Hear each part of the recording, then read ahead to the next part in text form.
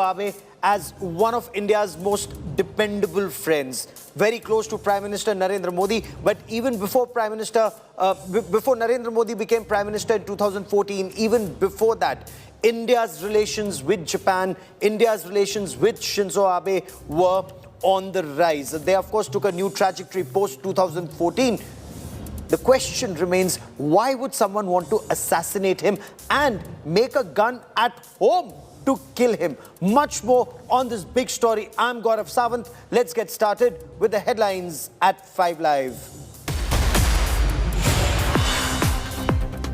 Shinzo Abe's attacker arrested, identified as 41-year-old Tetsuya Yamagami, a local of Nara city. He admits his aim was to kill Shinzo Abe. Prime Minister Narendra Modi condoles the death of a dear friend. Shinzo Abe says he's shocked and saddened beyond words, announces one-day national mourning.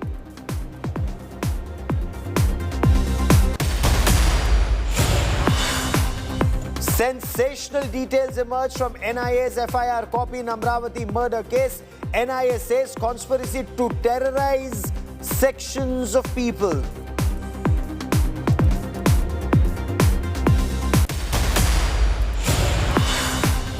Sena versus Sena war escalates. Uddhav Thackeray dares Eknath Shinde to take the bow and arrow symbol, moves the Supreme Court against Eknath Shinde's appointment as Chief Minister of Maharashtra.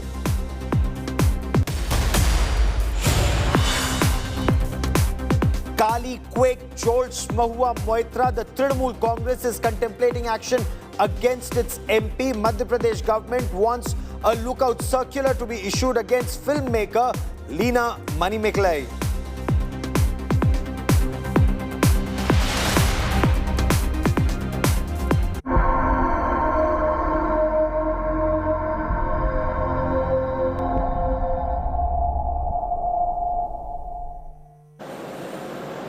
Japan's former Prime Minister Shinzo Abe was assassinated earlier today. The former Prime Minister was on an election campaign in Nara Prefecture.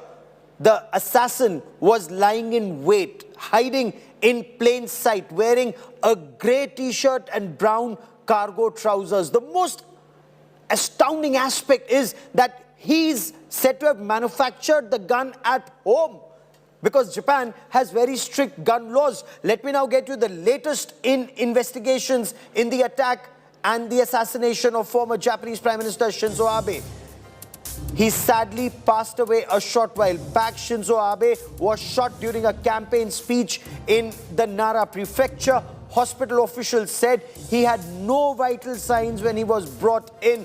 Despite blood transfusion, he could not be saved. Shinzo Abe is survived by his wife Aki. She was spotted earlier in the day at the hospital where the former Japanese Prime Minister was heli-lifted after the assassination.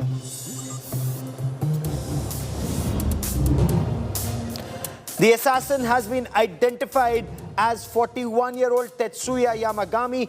Japanese police have confirmed that Yamagami is a former Maritime Self-Defense Force officer. He shot at the former Prime Minister from behind, reportedly with a homemade shotgun. The assassin is the resident of Nara city. Tetsuya Yamagami has been charged with murder and is currently being questioned.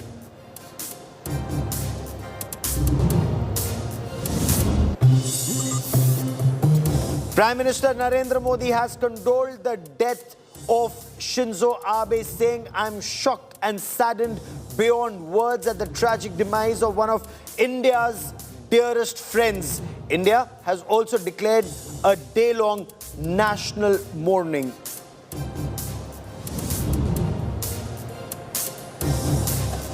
As the entire world was praying for Shinzo Abe, a section of netizens in China sadly celebrated the attack. Chinese social media users hailed the assassin as a hero and celebrated the attack on the former Japanese Prime Minister. Shinzo Abe had taken a hard stance on China's actions in the South and East China Sea, especially against Taiwan, and refused to give in to China's pressure during his tenure as the Prime Minister between 2012 and 20.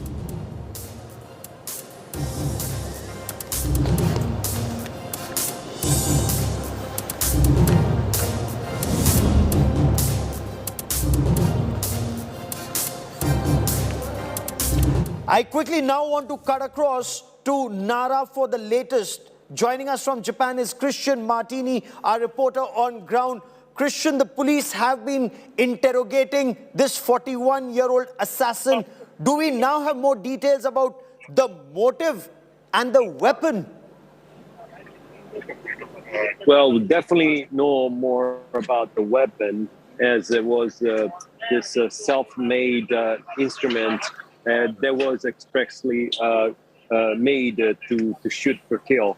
It's a terrible weapon. From what I heard from even witness, that has an incredibly loud bang, and the people that passed by here, they were shocked to hear that. Nobody ever heard a sound like that, and it was shot twice and from a close range.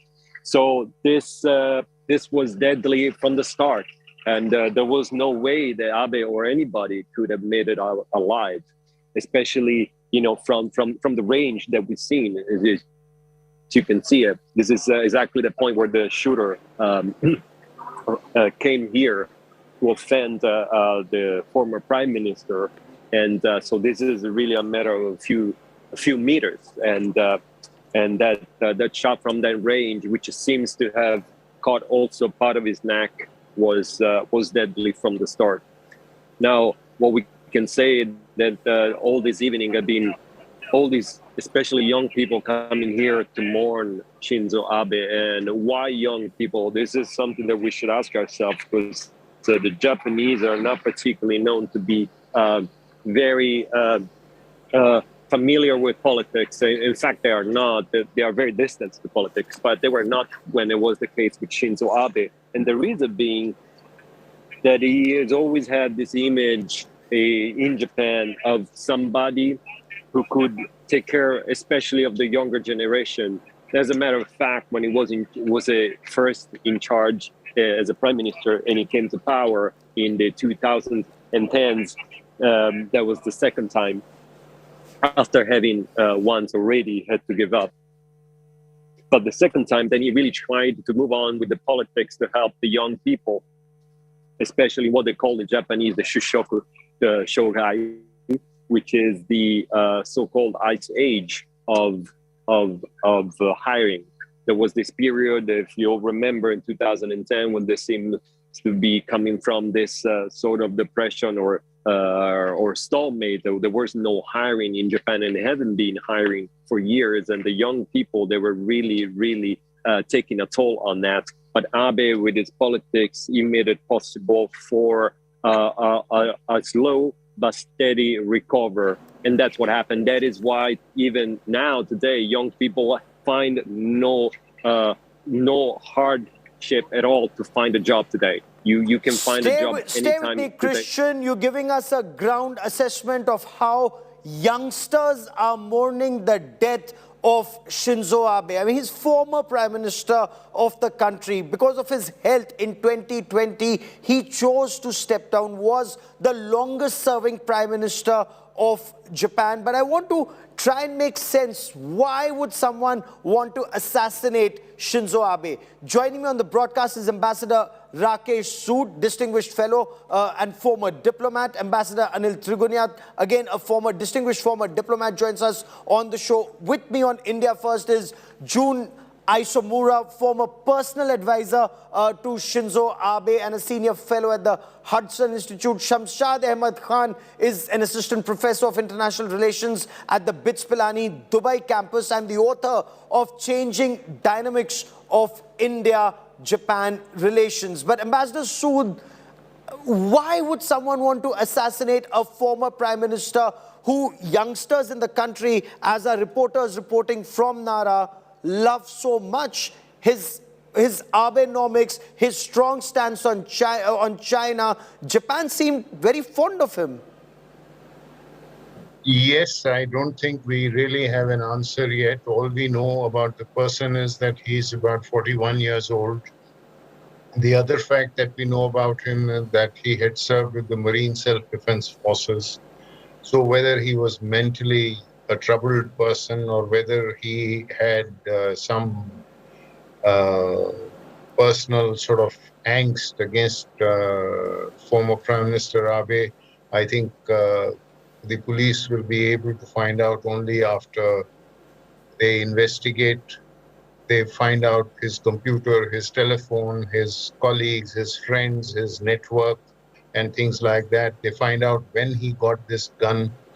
It was obviously a handmade shotgun, so which leads one to believe that perhaps he had used this 3D manufacturing or additive manufacturing techniques and perhaps use those to develop this. Now, we do know that in the Japanese society, it is extremely, extremely difficult to get hold of a firearm.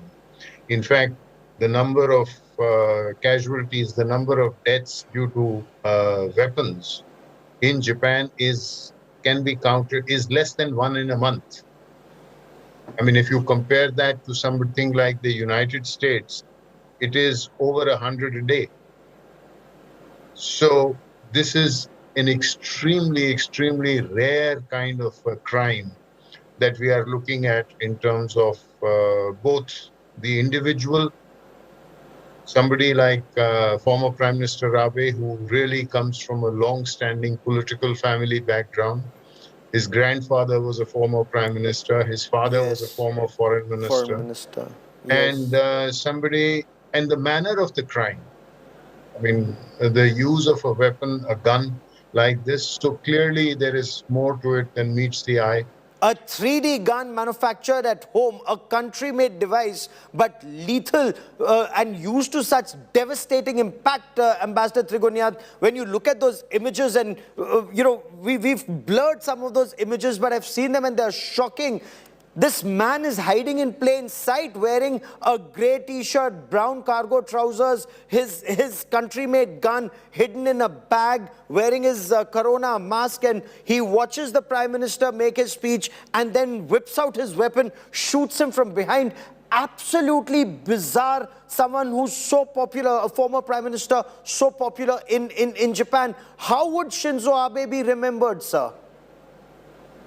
Well, I think, Gaurav, this was a devastating scene and an incident that has happened. Shinzo Abe has been a statesman. He has been the longest-serving Prime Minister in the country. He had great relations with India and can be also said to be the architect of the Indo-Pacific. Because when he spoke at our Parliament building addressing, he mentioned about the confluence of the two seas. And only thing is that motive of this person will eventually come out when the investigations are completed. But he was definitely, Shinzo Abe was his target. So that is, and he said that he wanted to kill him. And the reason being possibly that Shinzo Abe has taken a very hard line against China, against the incursions that were happening on their own island. And the Chinese hegemony, and has been wanting to change the Article 9 of the Constitution. And so all these were taking Japan into a much different domain of self, I would say, protection or maintaining their own territorial integrity. And I think some of them who believed in a more pacifist kind of an approach would have had a difference of opinion. And that is the only reason. That's bizarre, but that is the reason. India. One of the reports seem to indicate. Absolutely. One of the reports seemed to indicate that this man had a grouse since 2019 and he'd been tracking, Shinzo Abe since then. He'd apparently, and of course this is subject to police verification, some of his videos, some of what he'd put out on social media platforms, all of that is being assessed. His house, we are told, and that's information that's just filtering in. When the police went to his house, they found some kind of explosives there. So more on that in a bit. But Professor Khan, the architect of Quad, what in your appreciation was Shinzo Abe's biggest contribution? Let's now specifically talk about India-Japan relations, that Prime Minister Narendra Modi, spoke of him as one of India's most dependable friends. Yes, Gaurav, we have lost a friend of India. Even though he has a step down, but he has significant influence on Liberal Democratic Party, which is the ruling party, because he was the chief of the #1 faction within the LDP, and in Japan it is allowed to have factions. So there are 4 or 5 factions within the LDP, and Shinzo Abe was one of the, he was the head of the largest faction. So, and prior to that, there was an emotional connect that he had with India. And as you mentioned, that I have written a book on India-Japan relation. During the research work, I found that he was influenced after listening to the stories from his grandfather, Kishinobu, who was welcomed by India in 1957, and he was given grand welcome, and he was given a chance to address the Indian masses from the rampart of Red Fort, which only an Indian Prime Minister gets. So Kishi was moved by this gesture from India, and then thereafter what happens, there was a chill between India-Japan relation because of the Cold War, but as soon as the Cold War got over, there was a new beginning. And when Shinzo Abe was the chief cabinet secretary of Japan, he had written a book where he has envisioned that he wants to see India-Japan relation blossoming up and taking over the US-Japan relationship. So, And something that he was really working on, both with Dr. Manmohan Singh when there was a UPA government, and subsequently with Prime Minister Narendra Modi taking over in 2014, Ambassador Sood. This relationship, was it then on a different trajectory altogether, 2014 onwards?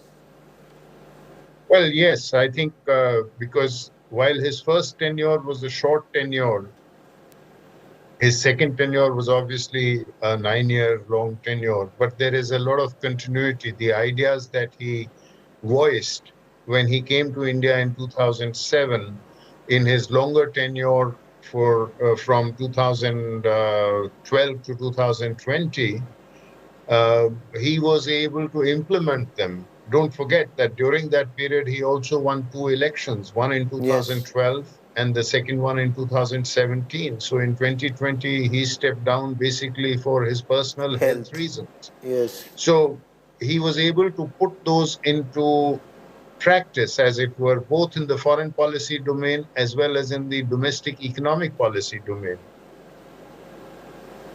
What was his contribution? What was his biggest contribution between 2012 and 20 to India-Japan relations? Now, Ambassador Trigunyadit said that Quad was, one brainchild of his, but that was bringing democracies together. Yes, India, Japan in a big way, the United States, the Malabar series of exercises, roping in Australia subsequently. But bilaterally, what was his biggest contribution, Ambassador? I think his biggest contribution was to give greater content to the economic relationship. He realized that a strong India was a very fundamental part of the kind of security architecture that he visualized because as he talked of the idea of the coupling for peace, freedom, and prosperity, and if we talk of peace, freedom, and prosperity, he saw India as a vital partner, and he felt, therefore, that India needed to be strengthened in that sense. So he used, I think, both the economic factor, the development cooperation factor, a growing role for India in the region. All of this was something that he supported very, very strongly. And we see that growth in terms of its results during the last 5-7 years. Okay. The defense side of it was the Quad, because obviously Japan, given its constitutional provisions, has certain self-imposed restrictions. So from that point of view, he preferred that he would work through the Quad, and he was able to bring in Japan. With Japan, he was able to bring in the United States and Australia into it, and thereby impart a certain momentum to it. But Stay at with me a for a bilateral moment. level, it was economics and people-to-people connect. People to people connect. 2014 was the year when Prime Minister Narendra Modi went to Japan as Prime Minister for the first time, and that Kashi-Kyoto connect. I'd covered that on Ground Zero. The aim to bring everything about Kyoto to Kashi in terms of development, yet retaining its cultural significance, the changes, the investment, the bullet train. These are some of the aspects that we will talk about. But before that, I want to talk for a moment about this 41-year-old shooter, this 41-year-old assassin, Tetsuya Yamagami, who shot the former Japanese Prime Minister, told the police that he aimed to kill. His intent was to kill. He was hiding in plain sight, and we will show you those images, how he's standing, he's waiting there, he's hiding in plain sight, wearing this grey t-shirt, brown cargo trousers, with his weapon concealed in a bag, and the deadly precision with which he kills. Watch this report.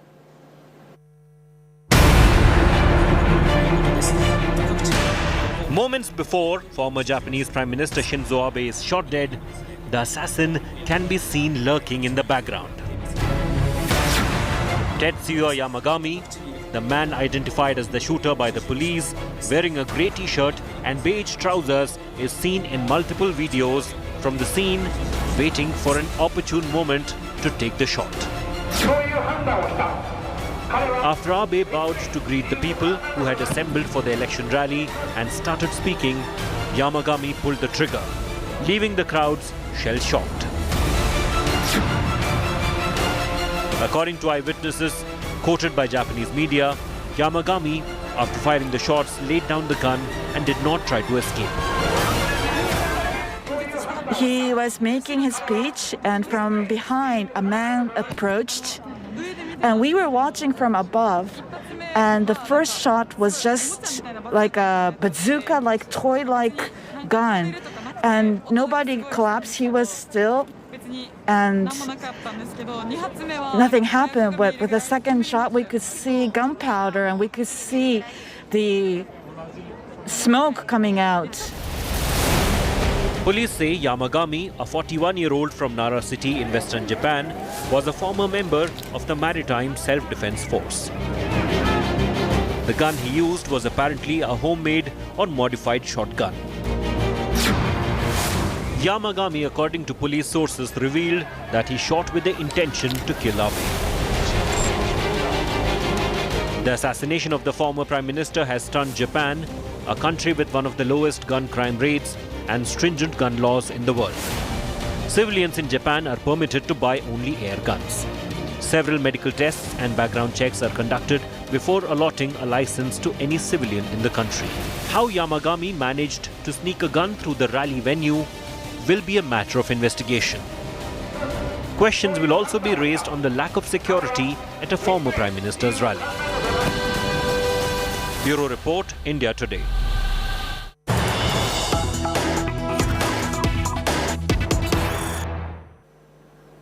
And news just coming in, Japan's Prime Minister Fumio Kishida has ordered enhanced security for top politicians in Japan after the assassination of former Prime Minister Shinzo Abe. Japanese Prime Minister Fumio Kishida on Friday ordered enhanced security for cabinet ministers and other top politicians after this shooting during an election campaign in the Nara city. Kishida has met his cabinet ministers. In fact, he was campaigning elsewhere. Cabinet ministers were elsewhere. They all rushed to Tokyo. There has been an emergency meeting after the shooting.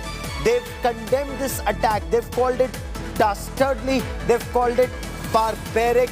And there is talk of enhanced security. I once again want to go to Christian Martini joining us from Nara. Christian, what more can you tell us about changes that are being made in the security setup? And what more can you tell us about what's happening on ground zero in Nara, where you are, Christian?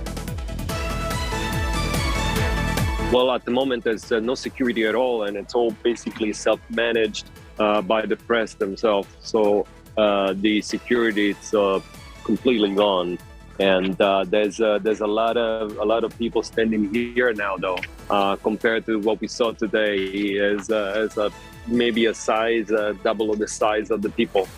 And we've seen tens and tens of people coming here to mourn and to give some respect. As you can see right now, people have poured tens and maybe hundreds of flowers, and not only that, but also they left drinks, which is it's a custom in Japan.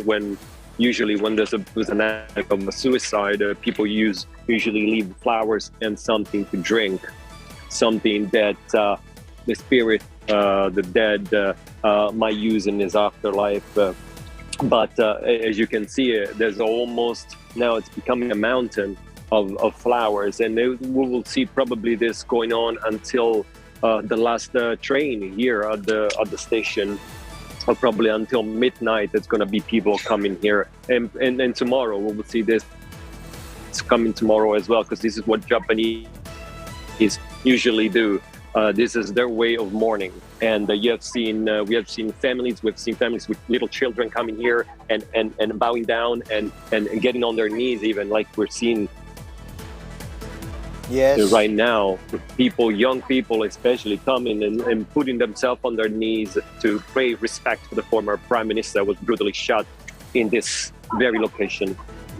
It is unbelievable, and I stay with me as I bring in Ambassador Rakesh Sood into this conversation once again. Ambassador Sood, several heads of state and governments almost across the world, they said that it's like losing a personal friend.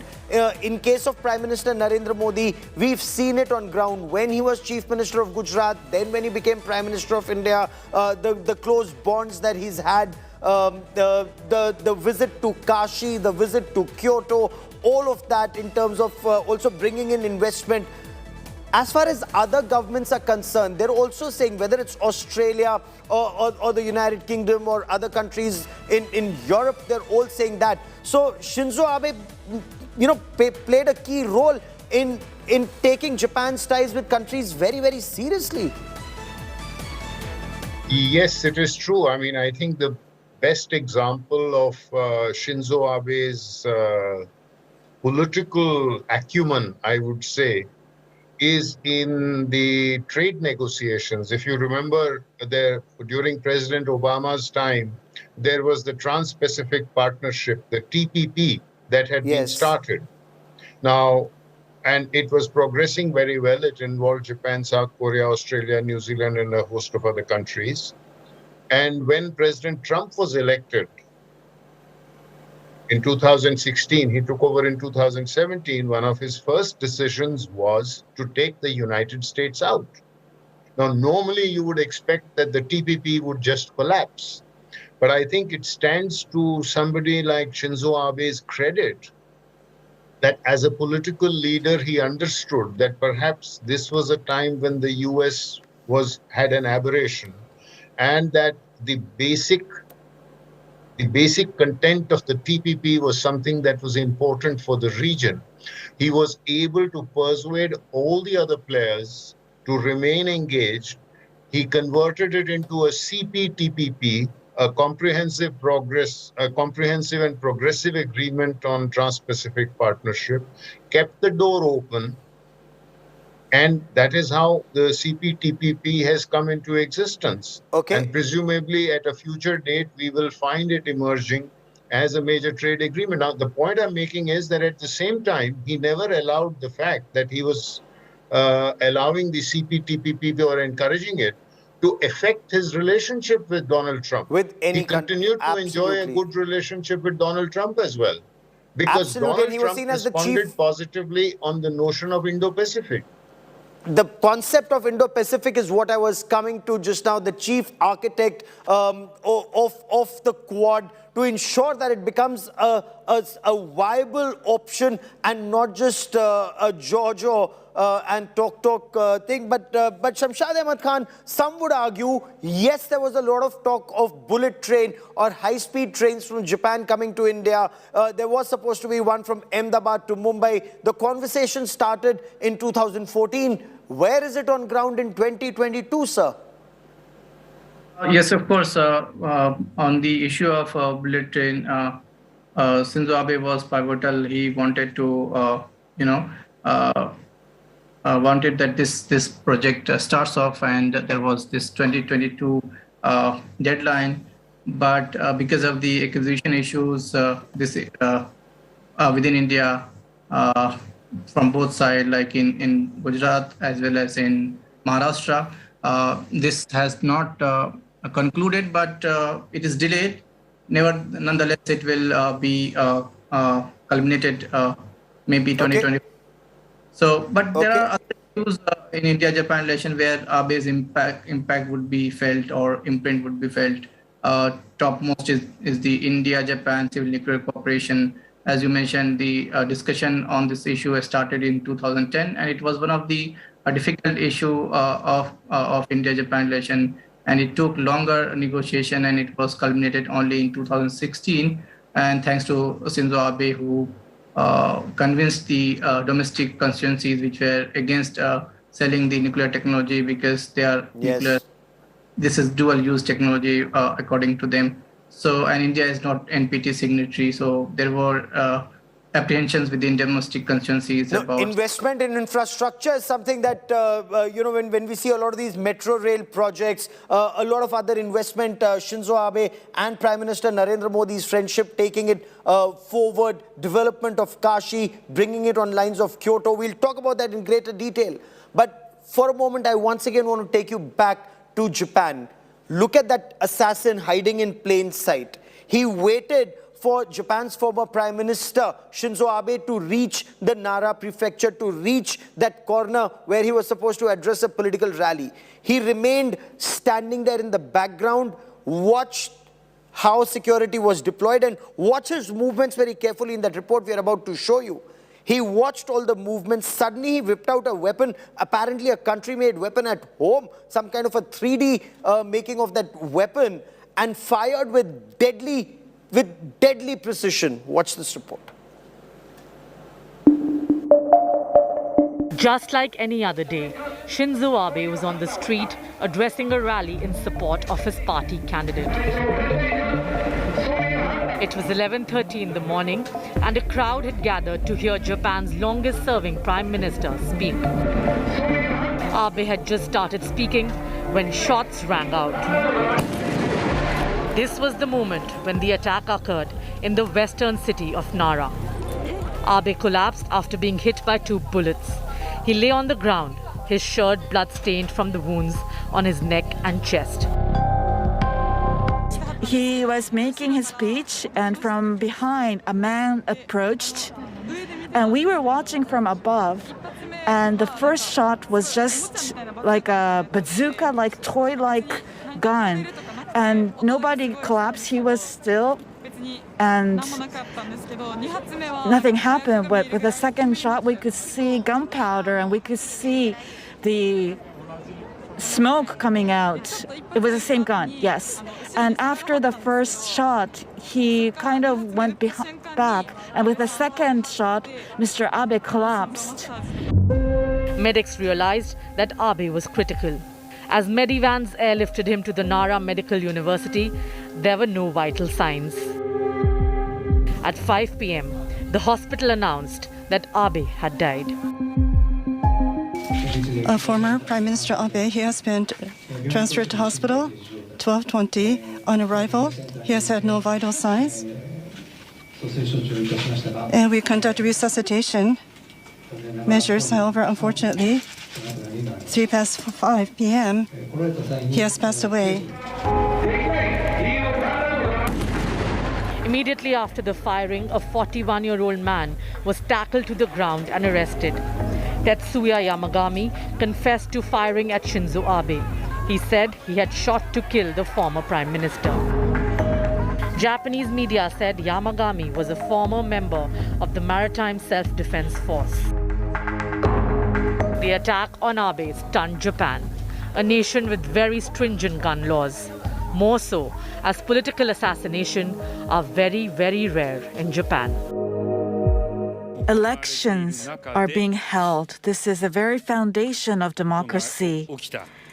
And such an incident took place. It is barbaric and malicious, and it cannot be tolerated. We will do everything we can. I would like to use the most extreme words available to condemn this act. The assassination of a very popular Japanese prime minister shocked the world. Prime Minister Modi fondly remembered his association with Abe and recalled how he had been an outstanding global leader. Prime Minister Modi also announced one-day national mourning in India to honor Shinzo Abe, who he called a dear friend of India. Bureau Report, India Today. We will continue to track developments on the story very closely. To all my guests, many thanks for joining me. Need to slip into a quick break here on 5 Live. Coming up next, a big story from Ahmedabad, where the police suspect that there is an international Islamic gang of hackers at play that has attacked several crucial websites in our country. Details coming up.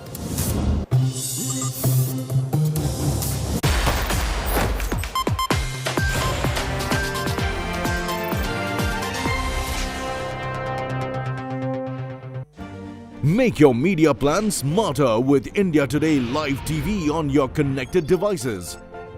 Amplify your brand with 100 million smart internet viewers.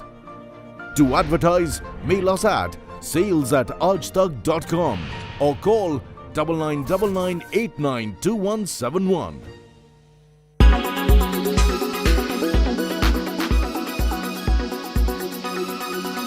इसके कारण ये हुआ है कि Delhi airport अभी world के leading airports में है, जहां की हमारा हाईएस्ट रेटिंग है एयरपोर्ट काउंसिल इंटरनेशनल द्वारा।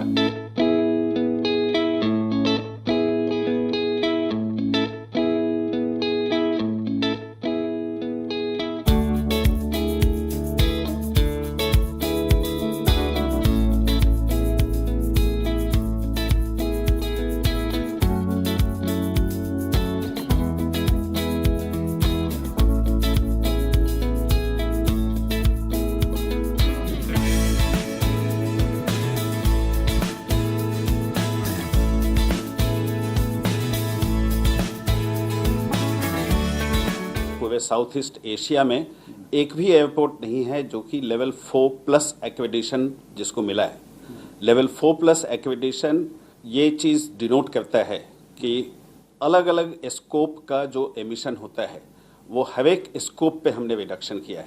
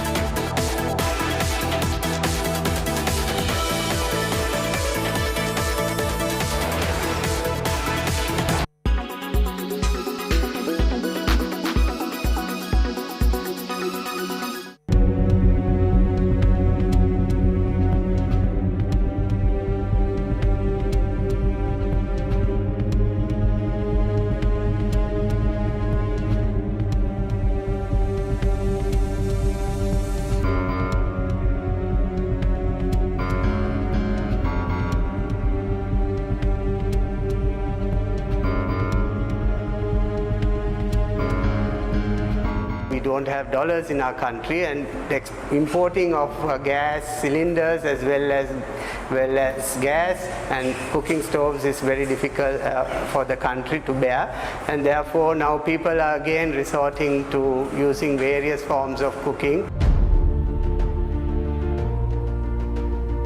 මාස දෙක තුනක් තිස්සේම අපිට ගෑස් නැහැ.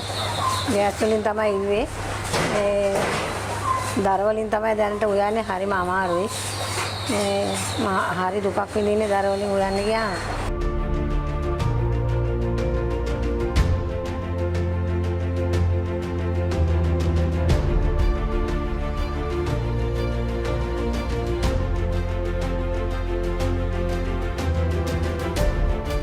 User friendliness of this stove, it's quicker to cook, easy to clean, and emits very little smoke and soot.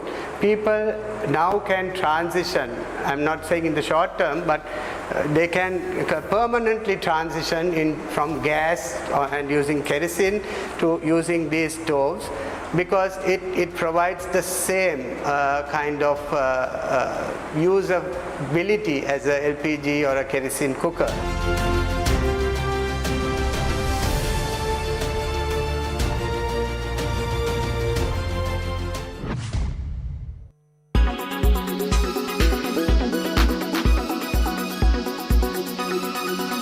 Make your media plan smarter with India Today Live TV on your connected devices.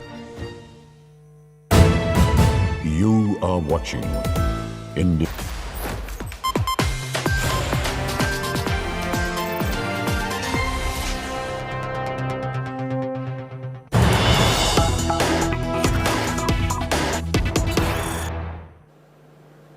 The Gujarat Police Crime Branch have uncovered an online hate campaign and a cyber attack against India over Nupur Sharma's remarks. Now, hackers in Malaysia and Indonesia, they've targeted over 2,000 websites in our country. Hackers put out Nupur Sharma's personal details online. The Ahmedabad Police Crime Branch said after Nupur Sharma's incident, Muslim hackers from Malaysia and Indonesia started what they've called a cyber war against India. These are two groups of hackers, the Dragon Force at Malaysia and Hacktivist Indonesia. Both initiated this cyber assault.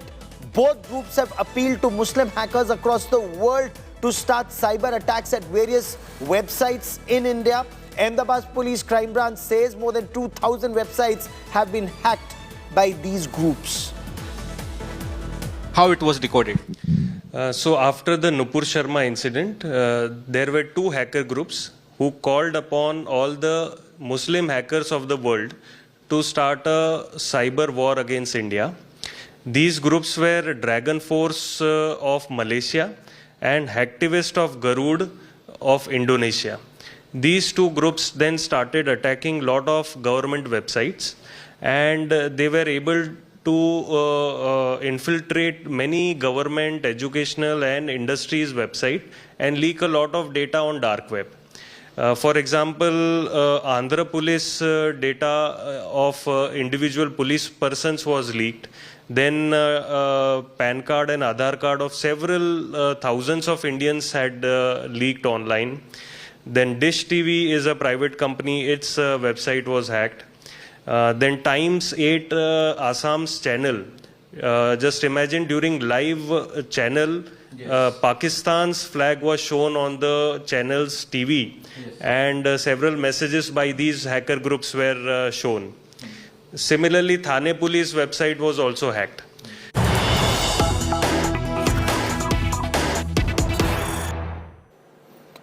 And more breaking news coming in. The Adjudicating Authority of Directorate of Enforcement Directorate has adjudicated on a show cause notice to Amnesty International Private Limited and its CEO Akar Patel for contravention of provisions of the Foreign Exchange Management Act 1999.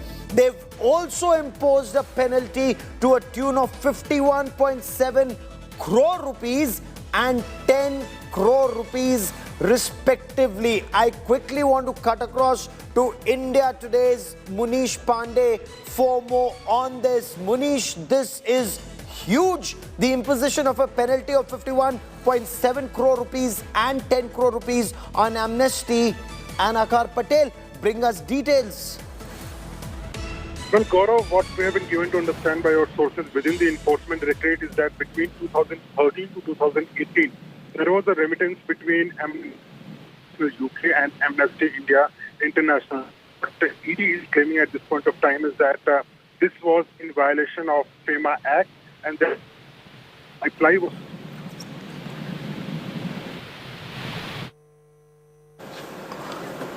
Okay, give me a moment as I try and reestablish that link with India Today's Munish Pandey. But there's more breaking news coming in. There's more breaking news coming in. And this time from India's neighbor, Pakistan. Now, Pakistan's Prime Minister Shahbaz Sharif has glorified a terrorist in Jammu and Kashmir. Shahbaz Sharif says Indian, and this is the language of the Prime Minister, perhaps a man who owes his position to Pakistan's army that abets terrorism in Jammu and Kashmir. And he said that Burhan Wani was martyred this day in 2016, but could never extinguish flame of freedom, and words to that effect. This is Pakistan's propaganda. A terrorist sponsored by a country like Pakistan. He's glorifying terrorism while Pakistan claims to be a victim of terror, while Pakistan remains on the Financial Action Task Force grey list. And I quickly want to cut across to India Today's Foreign Affairs editor Geeta Mohan for more on this. Geeta, this perhaps explains why Pakistan, 1, remains a state sponsor of terror, 2, remains on the FATF grey list because the country continues to sponsor and foment trouble in Jammu and Kashmir. Not the first time that Pakistan is doing this. Burhan Wani has been a poster boy for Pakistan, and is the reason why India at various multilateral and international platforms has been raising one issue alone when it comes to terrorism.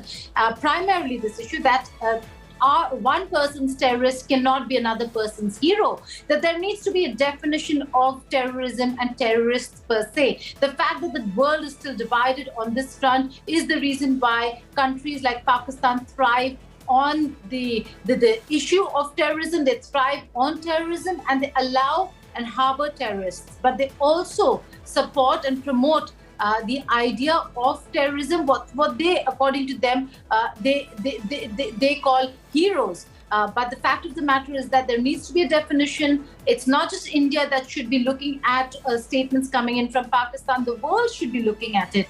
While they could very likely be off the grey list at the FATF, the fact is that the world's, Gaurav, is a divided world when it comes to who are their friends, which terrorists are they willing to take on, which are the terrorists that they're not willing to take on, depending on their strategic interests. Therefore, India stands in the recent past.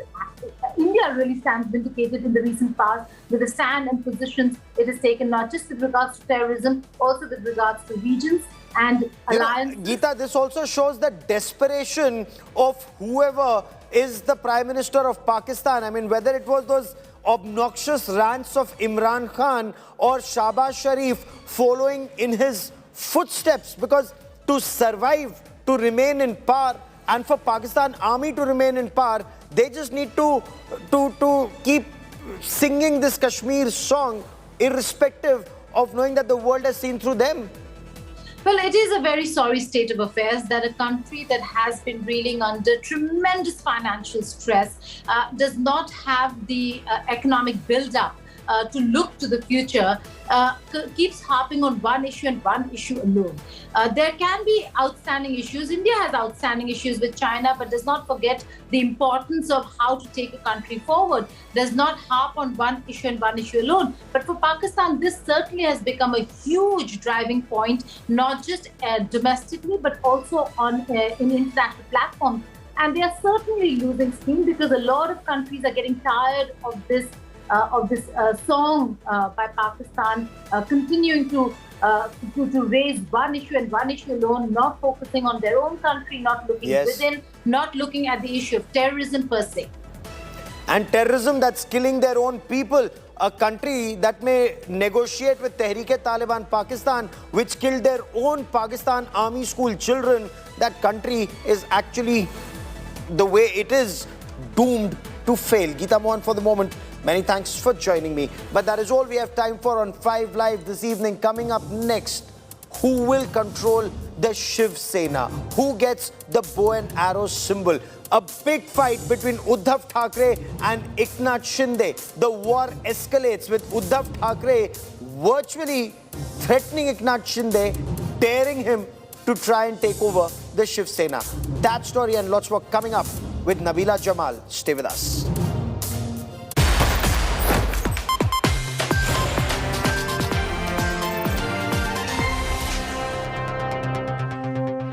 Everyone's busy finding what's trending. You're busy finding out why. India Today, for those who research before reacting. Download the India Today app now.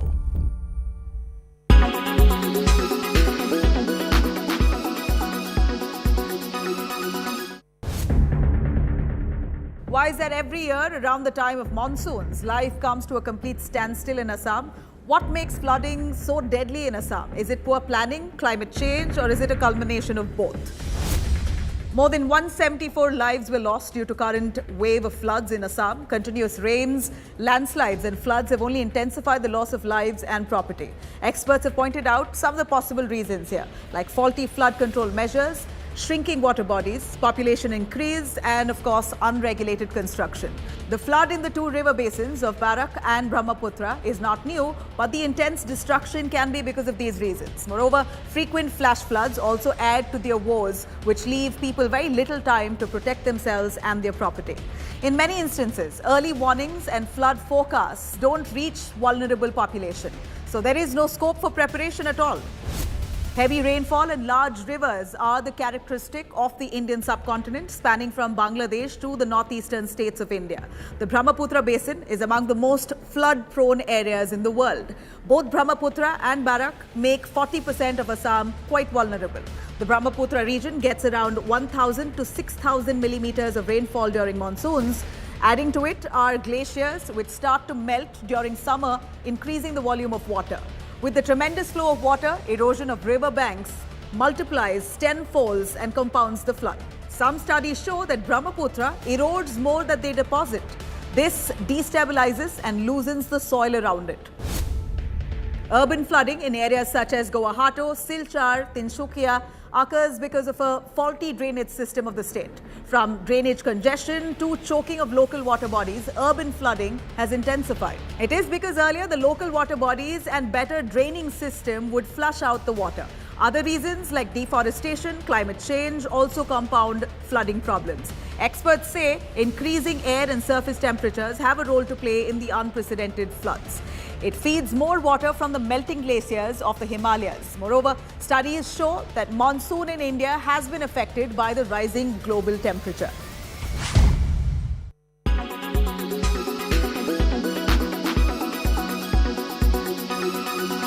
Make your media plan smarter with India Today Live TV on your connected devices.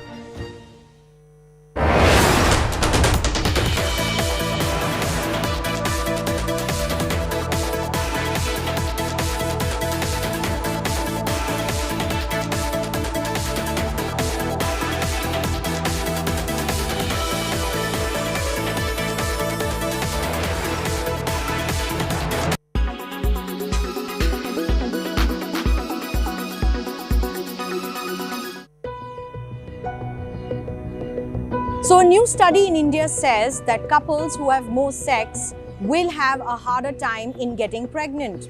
Why is it? Well, this is because more sex can impact the male sperm count. A study by the researchers of Kasturba Medical College, MAHE Manipal and the University of Münster, Germany looks at the relation between the length of abstinence and its impact on the male sperm fertility. Semen quality plays a very important role in establishing pregnancy in partners, and in about 50% of the cases, the infertility is due to male factor. And one of the reasons for male factor infertility is poor quality sperm. The team of fertility experts from India and Germany looked at the association between the gap of ejaculations as well as the impact it had on sperm fertility in at least 10,000 men. The study's results show that men with normal sperm count should have at least 2 days of abstinence between their ejaculatory cycles, and those that do not have a good sperm count or have low fertility or motility sperm should maintain a gap of at least 6 to 15 days if they are trying to have a child. Fertility in male and females has been a taboo subject, and people keep away